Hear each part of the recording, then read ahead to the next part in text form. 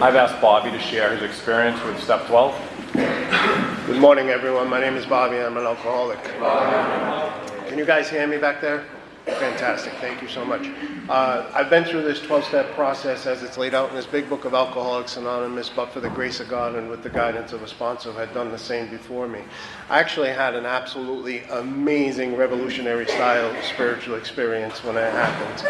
So it's a wonderful thing to be here with you this morning. It's wonderful to speak, of course, on the 12 steps, but not only that, about the 12th step about Alcoholics Anonymous and then God consciousness, of course. I've never been here before. I've driven through Worcester one time, and that's about it. You guys took our Red Sox from us.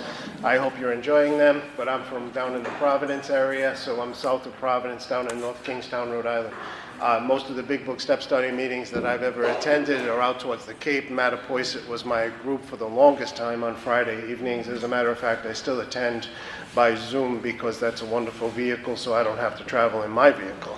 I could not travel here by Zoom this morning, so here I am live and in the flesh, and it's a pleasure to be with you. It's a pleasure to speak about this process, and of course the Big Book of Alcoholics Anonymous. I have no idea what I'm going to tell you. I have no idea what I'm going to say because I wholly trust and rely on God to use me as some type of instrument to carry the message of Alcoholics Anonymous.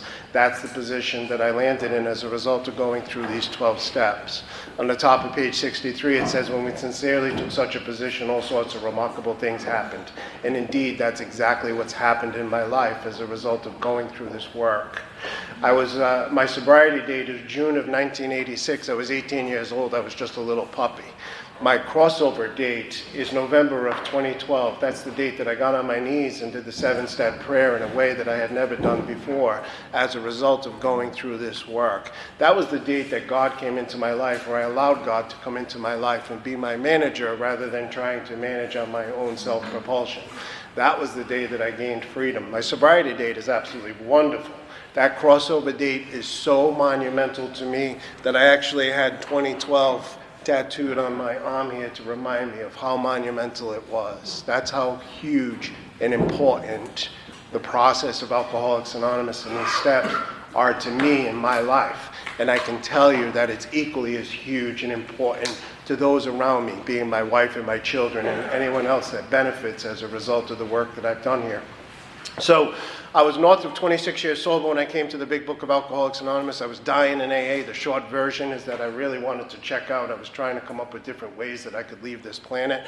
I thought that Alcoholics Anonymous had failed, that it was bullshit, and this isn't working. I can't take it anymore. I didn't know what to do. In other words, everything that they speak to in their chapter, We Agnostics, as far as faith and bedevilments and things of that nature, were absolutely evident in my life, the exact opposite of all the predictions and promises in the Big Book of Alcoholics Anonymous. I was ready to check out. I joined a group in northern Rhode Island. I would drive out there every Thursday night. I had telephone poles picked out that I really just wanted to take myself out in, but I just didn't do it. I was sober all those years, dying in AA, riddled with bedevilment, so far away from God, loaded with resentments, fears, and the guilt, shame, and remorse of the life that I had lived many years sober, not living by the grace of God.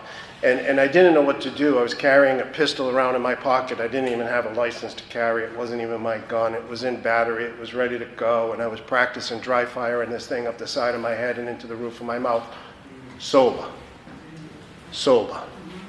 And then I sat in this meeting and a bunch of guys came in and they carried the message of Alcoholics Anonymous, literally and figuratively carrying the Big Book of Alcoholics Anonymous under their arm, and they stood at the podium and they told their story about how they went through the 12 steps. They carried the message that we're speaking to here tonight in the chapter Working with Others.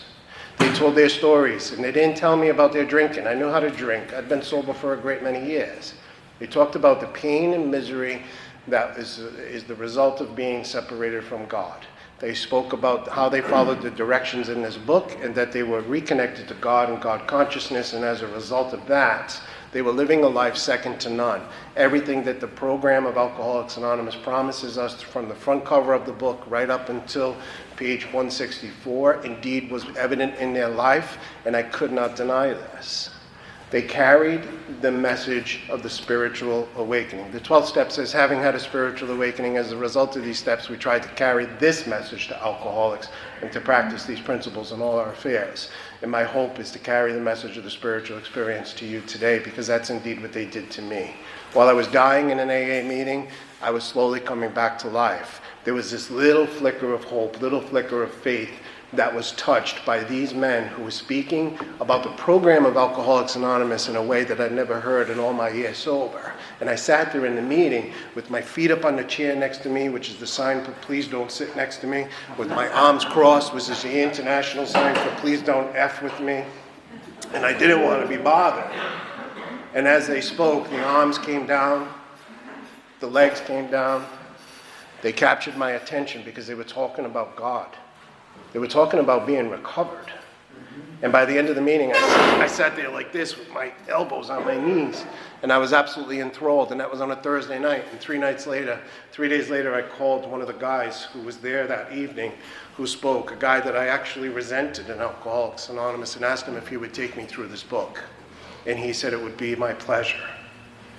There was the beginning of the 12th step of Alcoholics Anonymous being placed before me through action, through demonstration, through a teaching that I would come to know that I would be doing the same exact thing with others. And I didn't see it right then and there.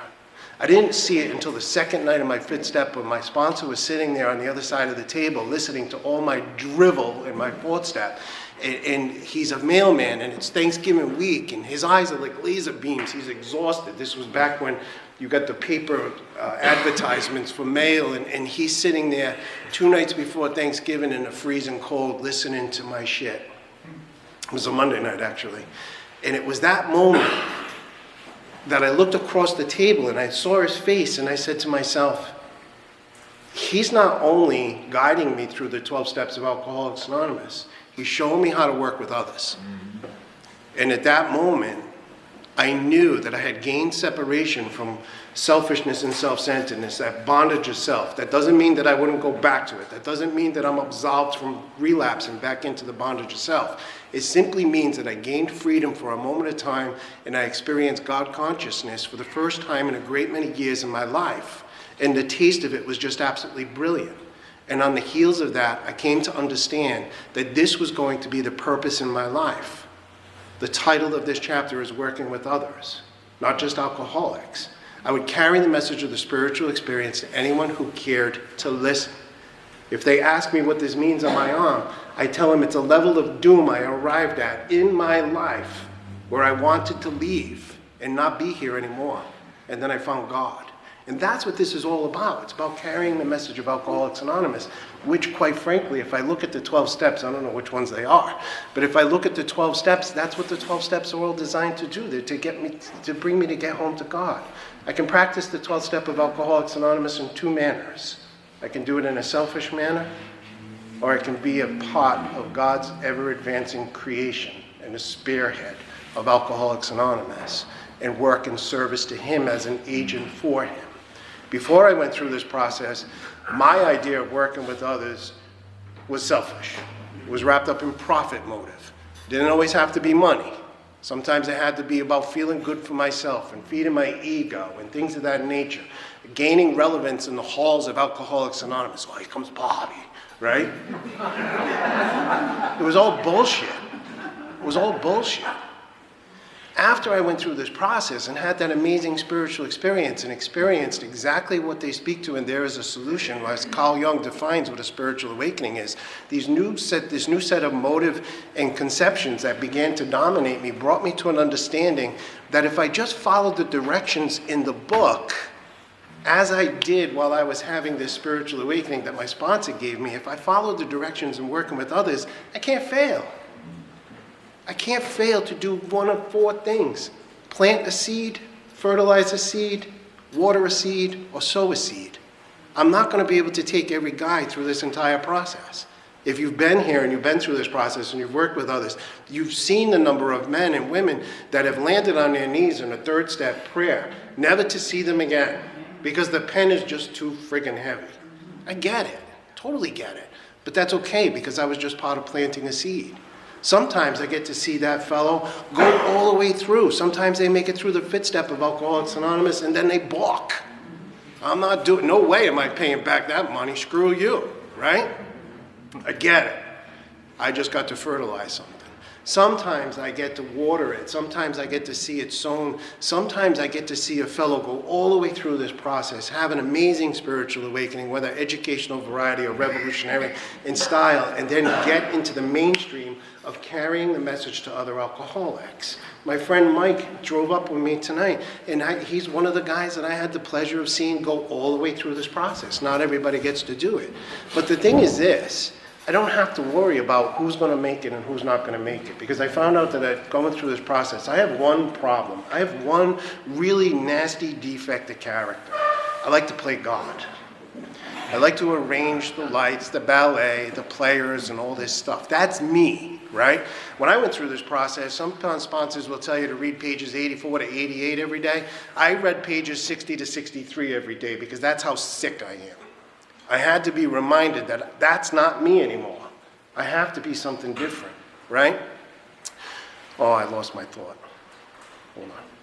So the idea of going through this, practicing these principles in my affairs selfishly or unselfishly, there's always this before and after. There's a before I went through the 12 steps, there's the after. I can remember when I got to the 9th step of Alcoholics Anonymous, being 26 plus years sober before I hit this book, there were a great many men that I had worked with or attempted to work with over all those years that I was sober. Did I plant some seeds? Did I do it wrong? Yeah, absolutely. They all showed up on my amends list. Because I knew that what had happened to me when I went through this process was exactly what they spoke to at the chapter, There is a Solution. I became armed with the facts, not only about spiritual sickness, but I was becoming armed with the facts about the spiritual solution. And I actually reached out to as many of those men that I could from that 26 years and simply said, I found another way. If you're interested in going through the big book of Alcoholics Anonymous and getting free, I'm willing to take you through this process. Hundreds. I tried to find hundreds of them. And there were only a handful that were willing to go through this process, and they're still out there and they're working with others. And to me, I didn't have to worry about who was going to do it, who wasn't going to do it. All I had to do was follow the directions and start to understand that my position is actually just working for God. And my position is going to be limited by what God allows and doesn't allow in my way of working with others. At the first paragraph here, there's a couple of things I do want to point out. It says it works when other activities fail. Speaking to the idea that intensive work with other alcoholics can ensure immunity from drinking, that it works when other activities fail. And I need to understand that the 12th step of Alcoholics Anonymous is not the end-all and be-all for what I'm going to live my life. I need to continue to live the 12 steps of Alcoholics Anonymous. I need to continue to take personal inventory. I need to continue to admit that I'm wrong or right the wrongs as they come along. I certainly need to include prayer and meditation in my life. They speak to the fact that we can use it constantly and that better men than us are doing it constantly. And of course, the 12th step of Alcoholics Anonymous is indeed a greater part of how I'm going to live my life when I do this work. But it's not the only thing that I'm going to do. But there are moments in time when I do relapse back into using the 12th step in a selfish manner. There are times, even after all these years of doing this process, that a resentment can get a hold of me or a fear can get a hold of me in a way that is just absolutely nasty. It attaches itself. I don't even know who I was speaking to, but we were at the coffee pot earlier and I made the comment that I have a mind that wants to kill me, but it needs my body to get around, right? I came to understand that my mind has nothing to do with me. It's an entity all on its own. But if I can stay stuck to that fundamental idea of God, that God consciousness within, I'm safe. But sometimes that mind gains mastery over me. And in those cases, I need to use the 12th step because it's the only method when those other activities fail, self-examination, righting wrongs, prayer and meditation, to get me back to the center of what my position is in working for God. That's pretty wild. So wild that Bill actually included it in his story too. And he speaks to the idea that there were many times when depression and things were getting so the better of him that the only thing that worked for him was intensive work with another alcoholic. So there are times when selfishness does play a bit of a part, but the selfishness is always born, always grounded in wanting to get back to God and get back to that center that I found as a result of going through this stuff. There's a lot in here, and I don't want to speak too long because I know there's a great many people in here that have done this work, and God's pretty much cutting the words out of my mouth. There's one part in here on page 93. It says, your prospect may belong to a religious denomination. His religious education training may be far superior to yours. In that case, he's going to wonder how you can add anything to what he already knows. I'm going to share this experience that I had with this man, and I used to call him Muscle Relaxer Dan because we're an anonymous fellowship, and he used to eat muscle relaxers, so it was easier to just call him Muscle Relaxer Dan. Later on, I would call him Pianoist Dan because he was an accomplished piano player. He was just absolutely brilliant. But I can remember taking him through this big book of Alcoholics Anonymous. In the 10th step, it says love and tolerance is our code. And this is going to be huge when I'm working with others because, quite frankly, they're going to be just like I was before I went through the book. Selfish, self-centered, full of themselves, thinking there's no problem with anybody but everybody else outside of themselves, basically assholes. That's who I'm working with, right? So, but Muscle Relax Dan was awesome. And we'd go through this book, and every time we read a paragraph, he would quote scripture. Or he would quote this, and he would quote. This guy was so educated, right? And I can remember sitting in a one-room, how do you say that word? Hostel? In a one-room hostel, and he's separated from his wife and his children, and he's got nothing. He's losing his job, and he's sitting on the bed, and I'm sitting in the only chair in the place, and the bathroom's down the hall, and he wants to argue with me why he doesn't have to go through the 12 steps of Alcoholics Anonymous, in that he knows far more about God than I could ever possibly know. And you talk about love and tolerance being a code, man. I wanted to go over and hit him with a 2x4 and say, how's that for a spiritual hit, buddy? But you know what? The bottom line is, it's not my job to argue with the person that I'm working with. It's my job to approach the situation with love, compassion, tolerance, kindliness, patience, and empathy. And if I can do that, and I can just fully understand that my position is to work for God, and that I have no control over what's going on the other side of that table, I'm in the best position to carry the message of the spiritual experience. That was pretty difficult to do. I really wanted to hit him with the book. So it says on page 94, if your talk has been sane, quiet, full of human understanding, you have perhaps made a friend. Maybe you have disturbed him about the question of alcoholism. I love the fact that throughout the entire narrative of the Big Book of Alcoholics Anonymous, from the front cover to page 164, it's speaking to the 12th step of Alcoholics Anonymous all over the place. Our work in working with others in the messaging that we get from the Big Book of Alcoholics Anonymous does not just come from the chapter Working with Others or those 4 lost chapters after it. It's there throughout the entire narrative. It's telling me how I'm going to fill this position of working for God. What I do love about the fact in Bill's writing is that he's not just limiting our work to alcoholics. The title of the chapter says Working with Others. There are many times in the narrative of the Big Book of Alcoholics Anonymous where he could have used the word alcoholics. In the sex inventory, when he speaks to the fact that this is a human problem, he didn't just limit it to alcoholics. It's the same thing here. When it says, if your talk has been sane, quiet, and full of human understanding, not just alcoholic understanding. I understand my prospect. I understand their powerlessness on manageability and the insanity that they're experiencing. I understand their hesitation to making a decision to turn their life and will over to the care of God. I understand wanting to balk at looking at the truth of their nature and constitution because I didn't want to do it either. But desperation played a serious part in why I went through this process. I was ready to check out. I had no choice. When I looked in the eyes of my wife and my children, I knew that if I did that, it would be more devastating than what I had been doing to them, living by lack of God consciousness, right?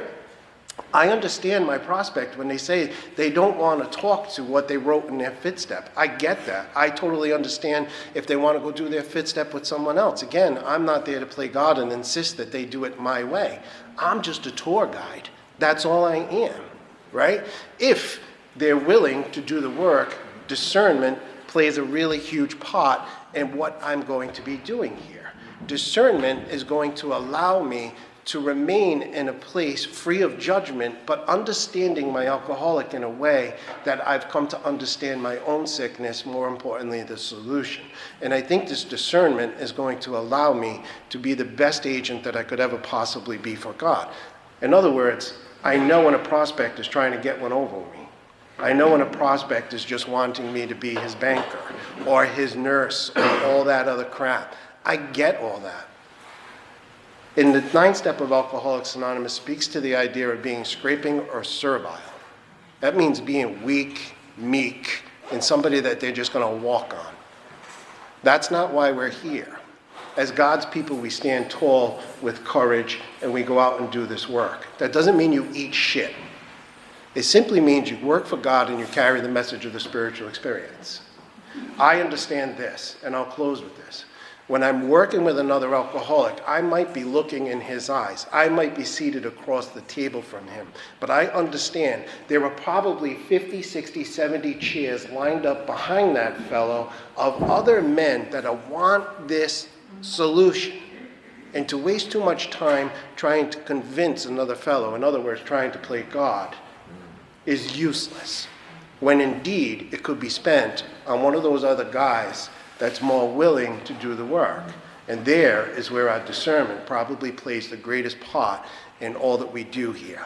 The last piece that I want to touch on the bottom of page 97, and I want to say this. In our typical big book step study meetings out towards the Cape, we typically stop the reading at 96. I love the fact that you went to page 98. Makes total sense, right? But on the bottom of page 97, it says, though an alcoholic does not respond, there is no reason why we should neglect his family. You should continue to be friendly to them. The family should be offered your way of life. Should they accept and practice spiritual principles, there is a much better chance that the head of the family will recover, and even though he continues to drink, the family will find life more bearable. I think in the decades since the program of Alcoholics Anonymous came to be and the book was published, that things have changed in the way of working with others. Most times when we come to an Alcoholics Anonymous meeting, our prospects are handed to us right here in a meeting. We don't have to go out to the institutions, jails, hospitals, and things of that nature. It doesn't mean that I withhold that information. My doctor knows that I'm a recovered alcoholic and that if he has a patient that needs help, he can call upon me. My parish priest knows that I'm an alcoholic and that he can call upon me. And indeed they do at times. But the cool part is this, working with others, it's families too. And that's something that we don't see too much of today in the halls of Alcoholics Anonymous. Sometimes our work is limited in the halls or at a kitchen table and doesn't include the family, when indeed the doctor, in his opinion, even in his first letter, said, this has become the basis of a rapidly growing fellowship of these men and their families. And that's what this is all about.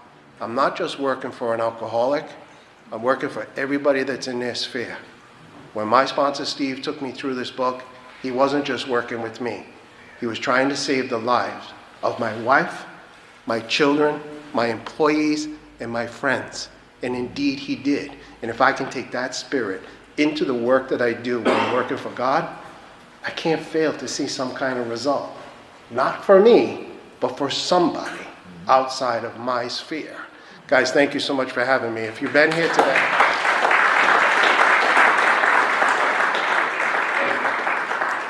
listen, if you're here today and you've made a third step decision and you're not sure where to go from there, I would encourage you to get to the writing and continue the writing, finish that writing.